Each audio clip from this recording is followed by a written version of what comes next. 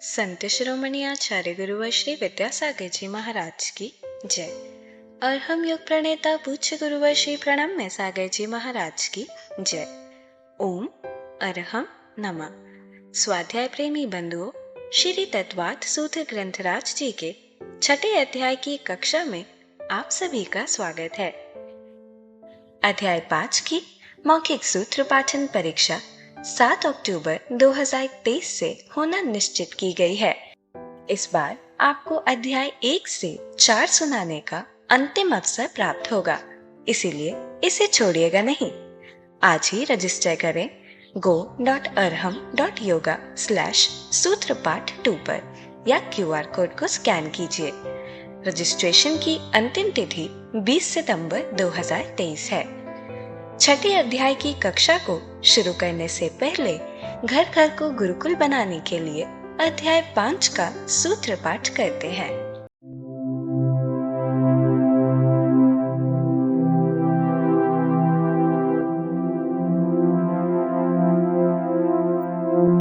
मोक्ष मार्गस्य नेतारं भेत्तारं कर्म भूव्रतां ज्ञातारं विश्वतत्त्वानां वंदे तद्गुणलब्धये। अजीवकाया धर्मा धर्माकाश पुद्गलाः द्रव्याणि जीवाश्च नित्यावस्थितान्य रूपाणि रूपिणः पुद्गलाः आकाशादेक द्रव्याणि निष्क्रियाणि च असंख्येया प्रदेशा धर्मा धर्मैक जीवानाम् आकाशस्यानन्ताः संख्येया संख्येयाश्च पुद्गलानाम् नाडोः लोकाकाशे वगाः धर्मा धर्मयोः कृत्स्ने एक प्रदेशादिषु भाज्यः पुद्गलानाम् असंख्ये भागादिषु जीवानाम् प्रदेश संहार विसर्पाभ्यां प्रदीपवत् गतिस्थितुपग्रहौ धर्मा धर्मयो रूपकारः आकाशस्यावगाः शरीर वांग मनः प्राणापानाः पुद्गलानाम् सुख दुख जीवित मरणोपग्रहाश्च परस्परोपग्रहो जीवानाम् वर्तना परिणाम क्रियाः परत्वापरत्वे च कालस्य स्पर्शरस गंधवर्णवन्तः पुद्गलाः शब्दबंध सौक्ष्मे स्थौल्य संस्थान भेद तमश्छाया तपोद्योतवन्तश्च अणवः स्कन्धाश्च भेद संघातेभ्यः उत्पद्यन्ते भेदादडु भेद संघाताभ्यां चाक्षुषः सद्द्रव्य लक्षणम् उत्पाद व्यय द्रव्य युक्तम सत् तद्भावाव्ययम् नित्यम् अर्पितानर्पित सिद्धे स्निग्ध रूक्षत्वाद बंधः न जगन्य गुणानां गुण साम्ये सदृशानां द्वैधिकादि गुणानां तु बंधेदिकौ पारिणामिकौ च गुण पर्ययवद् द्रव्यं कालश्च सोऽनन्त समयः द्रव्याश्रया निर्गुणाः गुणाः तद्भावः परिणामः। इत्तत्त्वार्थ सूत्रे पंचमोऽध्याय। सच में सूत्रों का शुद्ध पाठन सुनने और करने से मन को अद्भुत आनंद और विशुद्धि की अनुभूति होती है। अब हम चलते हैं सर्वज्ञ देव द्वारा बताए मनोविज्ञान की कक्षा की ओर और समझते हैं जीव और पुद्गल के मिलने से होने वाले कर्मों के आश्रव को। मोक्ष मार्गस्य नेतारं भेत्तारं कर्म भूव्रतां ज्ञातारं विश्वतत्त्वानां वंदे तद्गुणलब्धये। देवादिदेव आदिम तीर्थंकर श्री ऋषभनाथ भगवान की, वर्तमान शासन नायक श्री वर्धमान महावीर भगवान की, परम पूज्य आचार्य गुरुवर श्री विद्यासागर जी महाराज जी की। जो आचार्य वीरसेन महाराज जी की जो धवला ग्रंथ है उसके माध्यम से आपको बताई जा रही है। षटखंडागम सूत्रों में भी ये 16 कारण की बात आती है और ये 16 कारण दिए गए हैं। और उसकी जो टीका है आचार्य श्री वीरसेन महाराज जी की, उन्होंने जो है ये लिखा है कि हर एक कारण अपने आप में परिपूर्ण है। इस एक कारण से भी आपको तीर्थंकर प्रकृति का बंध हो सकता है, होता है। और इसी तरह की युक्तियां देकर के उन्होंने उसको सिद्ध किया है कि जब किसी के अंदर विनय संपन्नता आएगी तो क्या सम्यक दर्शन नहीं होगा। विनय संपन्नता होगी तभी तो वो सम्यक दर्शन की आदर सत्कार कर पाएगा, तभी वो सम्यक दृष्टि का भाव उसके अनुसार उसको जो है कुछ बहुमान दे पाएगा। तो सम्यक दर्शन, सम्यक ज्ञान, सम्यक चारित्र, ये जो गुण हैं उन सब की प्राप्ति भी विनय संपन्नता से होती है। और इस विनय संपन्नता से भी जो है हम केवल तीर्थंकर प्रकृति का बंध कर सकते हैं। तो ये अपने आप में परिपूर्ण है। इसलिए ऐसी एकांत धारणा नहीं बनाना जो अधिकतर लोगों की रहती है कि दर्शन विशुद्धि जरूरी है, उसके बाद कुछ ये कारण हो या नहीं हो चलेगा, लेकिन ये पहले जरूरी होना जरूरी है। तो ऐसा कोई एकांत आग्रह अपने को नहीं समझना, क्योंकि यह भी आचार्यों के अभिप्राय हैं, इनको भी आपको समझना है। तो इसी तरीके से तीसरा कारण है शील व्रतेषु अनतिचारः। जो हम शील या व्रतों को धारण करते हैं उनमें अतिचार से रहित होकर के प्रवर्तन करना, यानी उन व्रतों में दोष नहीं लगने देना। उन व्रतों की जो भावनाएं हैं उन भावनाओं में परिपूर्ण होने के माध्यम से व्रत और उन शीलों के जो दोष हैं, अतिचार हैं, उनसे बचा जाता है। अथवा जो भी व्रत होते हैं उन व्रतों के जो अतिचार दिए रहते हैं 5-5, उन पांचों ही अतिचारों को ध्यान में रखते हुए वैसी प्रवृत्ति नहीं जो करता है वह भी सम्यक दृष्टि ही होता है। अब वो व्रत के साथ में सम्यक दृष्टि है, वह केवल अपने व्रतों पर ध्यान देकर के ही अपने सम्यक दर्शन की विशुद्धि बना लेगा, क्योंकि व्रतों की शुद्धि के माध्यम से उसके अंदर सम्यक दर्शन की भी विशुद्धि बनेगी और व्रतों की भी शुद्धि बनेगी। तो जो अपने शील और व्रत इन दोनों को निरतिचार रूप से निभाता है उसको अकेले इसी कारण से भी तीर्थंकर प्रकृति का बंध हो जाता है, क्योंकि सम्यक दर्शन है तभी उसके पास में व्रतों का सद्भाव है। और उसी के माध्यम से जो उन व्रतों की रक्षा करने के लिए शील व्रत लिए जाते हैं, जैसे मान लो अड़ुव्रत हैं तो 5 तो अड़ुव्रत हो गए, अब 4 जो शिक्षा व्रत और 3 गुण व्रत हैं ये उसके शील व्रत कहलाते हैं, जो उसकी रक्षा करने के लिए। ऐसी मुनि महाराज के 28 मूल गुण होते हैं, उसके अलावा जो 22 परिचय हैं, 12 तप हैं, ये सब उनके शील व्रतों में आ जाते हैं जो उसकी रक्षा करने के लिए होते हैं। तो इस तरह से व्रत और शील में ही जो ध्यान दे रहा है उसी में लगा हुआ है, क्या सोच करके कि यह मोक्ष का कारण है। आचार्यों ने या तीर्थंकरों ने इन व्रतों का यह स्वरूप बताया है। हमने जो ये व्रत जैसा अंगीकार किया है उसको हमें उसी रूप में पूरा करना है, इसको हमें दोष के साथ में आचरण नहीं करना है। इस तरह की जो उसकी श्रद्धा रहती है, यह श्रद्धा ही उसके सम्यक दर्शन के कारण से आती है, और इसी सम्यक दर्शन के कारण से यह शील और व्रतों का पालन निरतिचार रूप से करना अकेला ही समर्थ हो जाता है तीर्थंकर प्रकृति के आश्रव के लिए। तो ये आपको जो विशेष बात बताई जा रही है इसको भी ध्यान में रखना है। अभीक्षण ज्ञानोपयोग, चौथा कारण। अभीक्षण ज्ञानोपयोग का मतलब है निरंतर अपने उपयोग को ज्ञानमय बना करके रखना। हमेशा जो भी शास्त्रों का ज्ञान है अपने ज्ञान में उसी का चिंतन मनन रखना, शास्त्र ज्ञान के अनुसार ही अपनी प्रवृत्ति करना, उसी के अनुसार अपने भावों के बारे में विचार करना, उसी शास्त्र ज्ञान के अनुसार सोचते रहना कि हमारे अंदर कौन कौन से विचार आते हैं, कौन कौन से नहीं आने चाहिए, और हम हमेशा अपने उपयोग को इस तरह से जो बिल्कुल शुद्ध बनाए रखते हैं उसी का नाम है अभीक्षण ज्ञानोपयोग। अभीक्षण का मतलब होता है निरंतर, बहुतायत, और उसका उपयोग किसी में नहीं लगता अगर वो हमेशा ज्ञान के ही क्षेत्र में ज्ञानोपयोग में ही अपने को लीन रखता है और ज्ञानोपयोग के माध्यम से हमेशा प्रथमानुयोग, करणानुयोग, चरणानुयोग, द्रव्यानुयोग, चारों ही अनुयोगों में रुचि लेता है, तो उसके उपयोग के माध्यम से ही उसको तीर्थंकर प्रकृति का आश्रव होता है। क्योंकि यह भी तभी संभव है जब उसको अपनी आत्मा पर श्रद्धान हो गया हो। आत्मा पर श्रद्धान होएगा वही अपने ज्ञानोपयोग को सही बना करके रखेगा, और ज्ञानोपयोग की इस प्रकार की शुद्धता आत्मा के श्रद्धान से जब आती है तो वह सम्यक दर्शन हुए बिना आती नहीं है।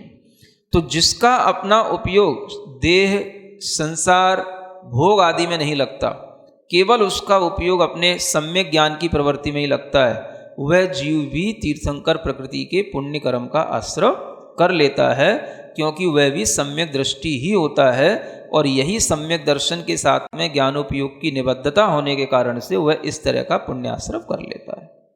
यह 16 कारण भावनाओं में यहाँ पर अभीक्ष्ण ज्ञानोपयोग और अभीक्ष्ण संवेग ये दोनों एक साथ जानने हैं।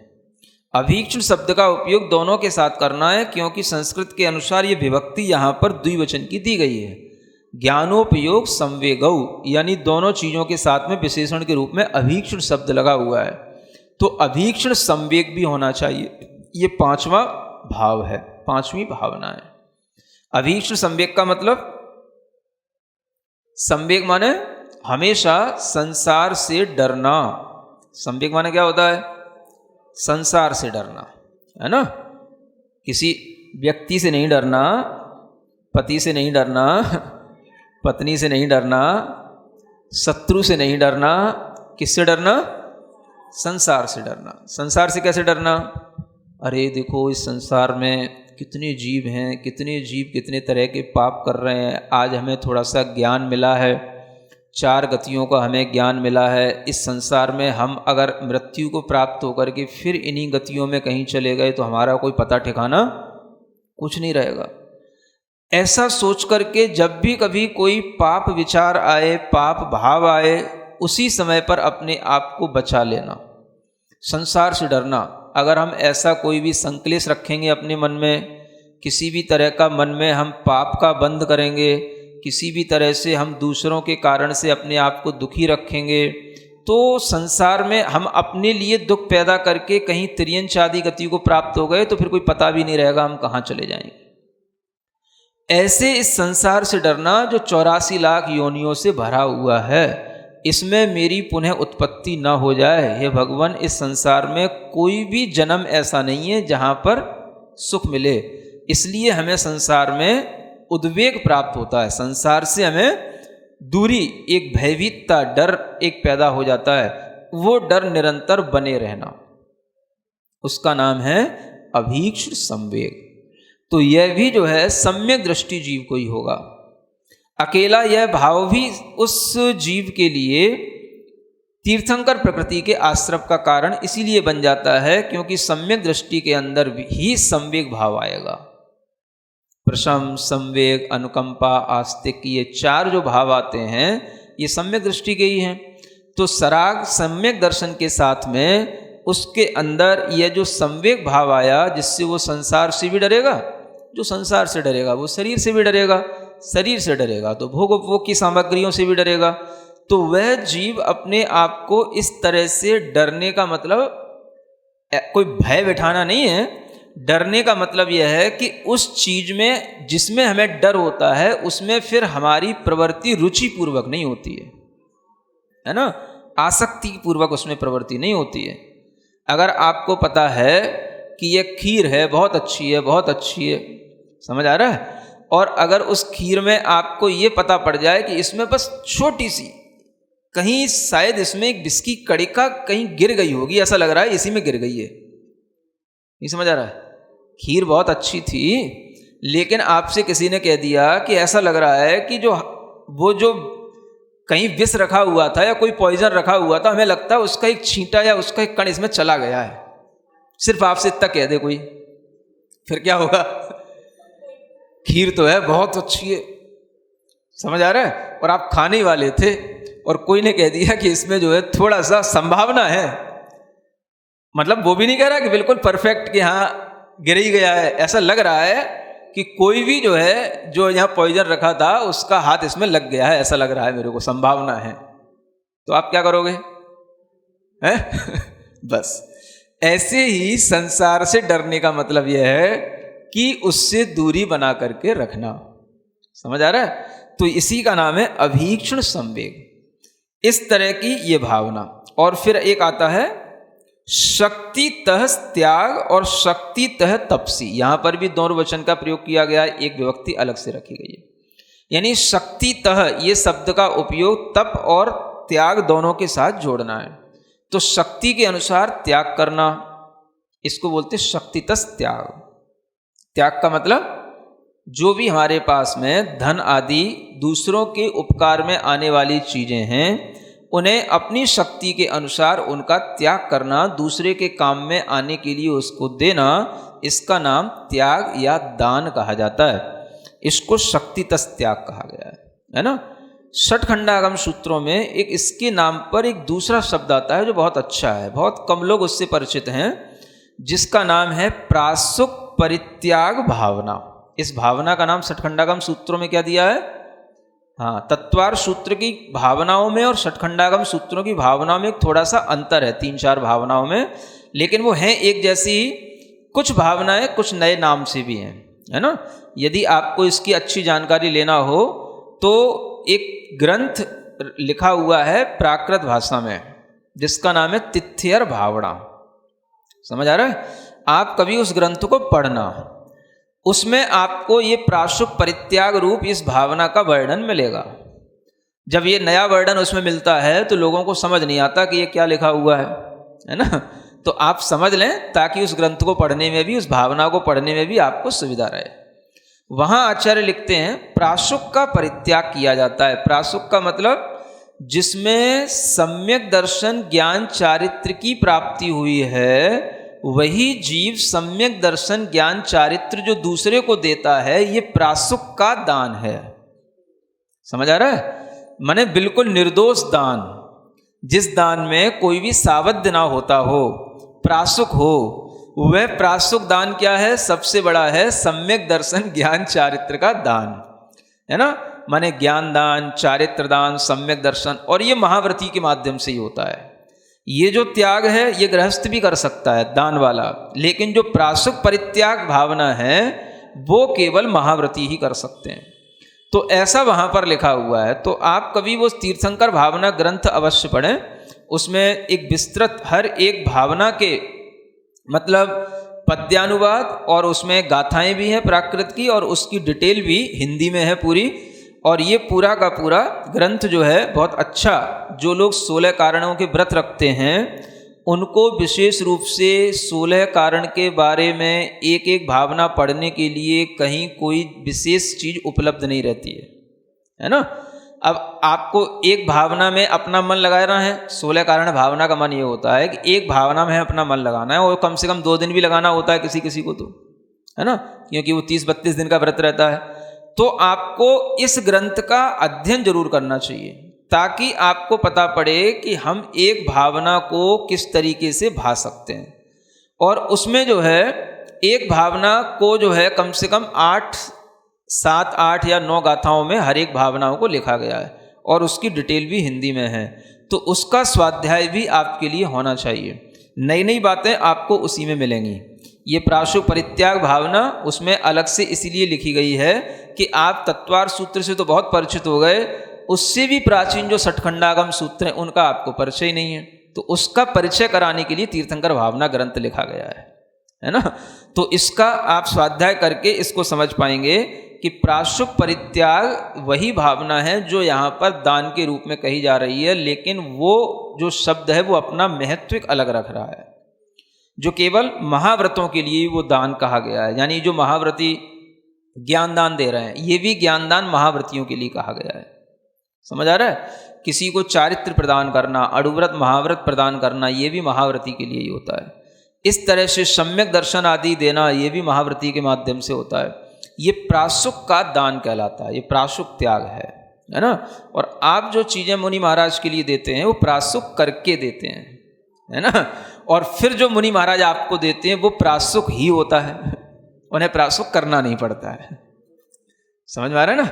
आपने मुनि महाराज को आहार दान दिया, वो प्रासुक करके दिया, और इस कारण से फिर वो आपको जो ज्ञान देते हैं वो प्रासुक ज्ञान देते हैं। प्रासुक माने बिल्कुल प्योर। समझ आ रहा है? उसमें इम्प्योरिटी रंश मात्र भी नहीं होगी, बिल्कुल प्योर नॉलेज वो जो मिलती है आपको, वो आपके प्रासुक दान से मिलती है। तो यहाँ पर इन दोनों ही चीज़ों को अच्छे ढंग से समझना है। एक प्रासुक शक्तितस त्याग में आता है, और एक जो है प्रासुक परित्याग भावना में आता है ना। और उसके पद्यानुवाद का भी, जो उसमें 8 ही गाथाओं के पद्यानुवाद किए गए हैं, तो उन पद्यानुवाद को भी आप जो है प्रतिदिन भावना भाने के लिए हमें कोई विषय भी तो चाहिए, तो वो विषय आपको उसमें खूब लंबा विषय 8 भावनाओं का मिलता है। मैं कई बार जहाँ पर मुझे ध्यान आता है कि 16 कारण पर्व चल रहे हैं, तो कई बार मैं ऐसा करा चुका हूँ, करता भी हूँ कि उन 16 कारण भावनाओं में से एक एक भावनाओं के जो 8-8 पद्य हैं उनको प्रतिदिन पढ़ना और उसकी एक एक जाप करना, एक एक भावना की, वो उसी में लिखी हुई है ना, वो आपको उपलब्ध हो सकती है। तो उसको भी ध्यान में रख करके हम अपनी भावनाओं को सशक्त बना सकते हैं। ये शक्ति तस त्याग और शक्ति के अनुसार तप करना। तप तो आप जानते ही हैं, जो भी कठिन चीज़ें हैं वो सब तप ही कहलाते हैं, है ना, चाहे वो खाने पीने के लिए हो या फिर जो है मन का निरोध करने के लिए हो। तो सभी प्रकार के अंतरंग और बहिरंग तप में जो कठिनता होती है, इच्छाओं की रोक होती है, उसी का नाम तप है। और वो भी अपनी शक्ति के अनुसार जो करता रहता है वह भी इस तीर्थंकर कर्म का आश्रय कर लेता है। आगे की भावनाओं का वर्णन बाद में किया जाएगा। ओम अरहम नमः। तो चलिए आज की कक्षा का एक क्विक रिवीजन कर लेते हैं। हम तीर्थंकर नाम कर्म प्रकृति के आश्रव के 16 भावों को जान रहे हैं। दर्शन विशुद्धि और विनय संपन्नता के बाद तीसरा कारण है शील व्रतेषु अनतिचार, अर्थात धारण किए हुए शील या व्रतों में दोष नहीं लगने देना। व्रतों का निरतिचार पालन सम्यक दृष्टि ही करता है। ये व्रत और शील मोक्ष का कारण है। व्रतों की शुद्धि और ऐसी श्रद्धा से तीर्थंकर प्रकृति का आश्रव करता है। शील व्रत व्रतों की रक्षा के लिए होते हैं, जैसे 5 अणुव्रत के लिए 4 शिक्षा व्रत और 3 गुण व्रत होते हैं।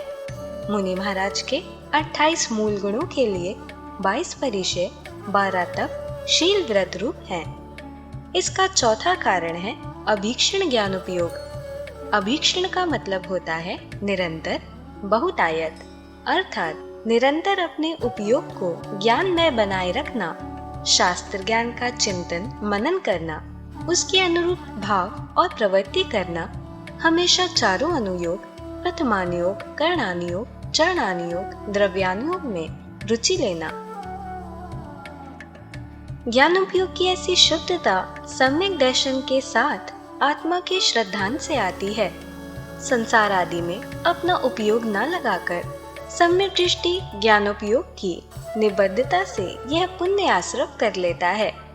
हमने समझा कि ज्ञानोपयोग संवेगों में द्विवचन विभक्ति से ज्ञानोपयोग और संवेग दोनों ही अभीक्षण होते हैं। अभीक्षण संवेग इसका 5वां कारण है। संवेग माने संसार से डरना, 84 लाख योनियों में घूमने से डरना, निरंतर यही डर बने रहना इस संसार में कोई भी जन्म नहीं जहाँ सुख मिले। हमें पाप का भाव संक्लेश मन में आते ही विचारना चाहिए कि कहीं तिर्यंच आदि गति को प्राप्त हो गए तो फिर घूमते रह जाएंगे। सम्यक दृष्टि के ही 4 भाव प्रशम, संवेग, अनुकंपा, आस्तिक्य आते हैं। वो संसार से डरेगा, इसलिए शरीर और भोग उपभोग सामग्री से भी डरेगा।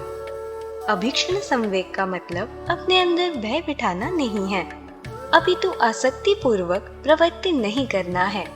ठीक वैसे ही जैसे जो खीर हम पहले रुचि पूर्वक ले रहे थे, उसमें जहर होने की संभावना पता चलने पर हम उससे दूरी बना लेते हैं। इसके 6वां और 7वां कारण है शक्तितस त्याग और शक्तितस तप। द्वितीय वचन विभक्ति के प्रयोग से शक्तितः शब्द का प्रयोग त्याग और तप दोनों के साथ है। शक्तितः त्याग शक्ति के अनुसार त्याग है। दूसरे के काम आने वाले धन आदि का अपनी शक्ति के अनुसार त्याग करना। षट्खंडागम सूत्रों में 3-4 भावनाओं में थोड़ा सा अंतर है, इसके लिए वहाँ प्रासुक परित्याग नाम आता है। इसकी ज्यादा जानकारी हम मुनिश्री द्वारा रचित प्राकृत भाषा के तिथियर भावना ग्रंथ से ले सकते हैं। प्रासुक दान मतलब बिल्कुल निर्दोष दान, जिसे सम्यक दर्शन ज्ञान चारित्र की प्राप्ति हुई है, वही इन्हें दूसरों को देता है। यही प्रासुक दान है, यही सबसे बड़ा है। त्याग तो गृहस्थ भी करता है, लेकिन प्रासुक परित्याग भावना केवल महाव्रती ही कर सकते हैं। प्रासुक परित्याग और शक्तितस त्याग भावनाएं एक ही हैं, लेकिन उनके महत्व अलग हैं। हम तो मुनि महाराज को आहार दान प्रासुक करके देते हैं, लेकिन वे हमें प्योर ज्ञान दान देते हैं, चारित्र, अणुव्रत, महाव्रत आदि देते हैं। इस प्रकार सम्यक दर्शन ज्ञान चारित्र का दान महाव्रती ही करते हैं। 16 कारण पर्व में हमें तिथिर भावना ग्रंथ अवश्य पढ़ना चाहिए। इसमें हर भावना के लिए प्राकृत की 8 गाथाएं, उनके मतलब और पद्यानुवाद भी हैं। इससे हमें षटखंडागम सूत्रों का भी परिचय हो जाएगा। व्रतों के दिनों में हमें एक एक भावना पर मन लगाने के लिए 8 पद्य में लंबे विषय मिल जाते हैं। इन्हें प्रतिदिन पढ़कर और उसकी एक एक जाप लगाकर हम अपनी भावनाओं को सशक्त बना सकते हैं।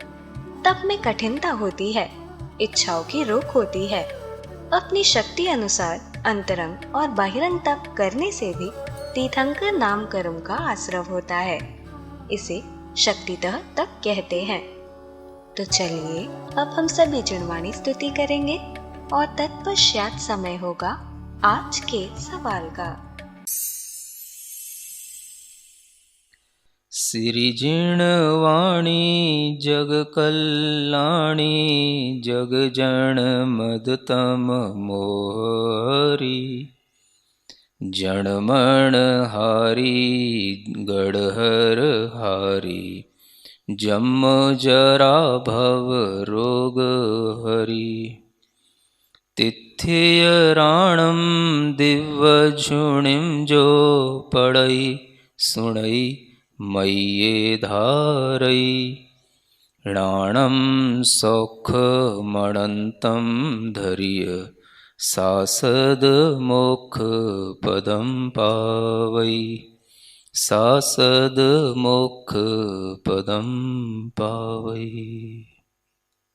छठे अध्याय जैसे जटिल विषय को सुनकर मन में शंकाएं आना स्वाभाविक है। हमारे द्वारा दिन भर में किए गए कार्यों से असंख्यात कर्मों का आश्रव होता है। उसे अच्छे से समझने के लिए हमें प्रयत्नशील रहना चाहिए। यदि जैन साइकोलॉजी संबंधी कोई भी प्रश्न आपके मन में स्पष्ट नहीं है, तो बिना किसी विलंब के आप अपनी शंकाओं को मुनिश्री तक पहुंचा सकते हैं, क्योंकि आश्रव के कारणों को समझना हम सभी के लिए अति आवश्यक है। अपनी शंकाएं भेजें go.arham.yoga/ttv शंका पर या QR कोड को स्कैन करें।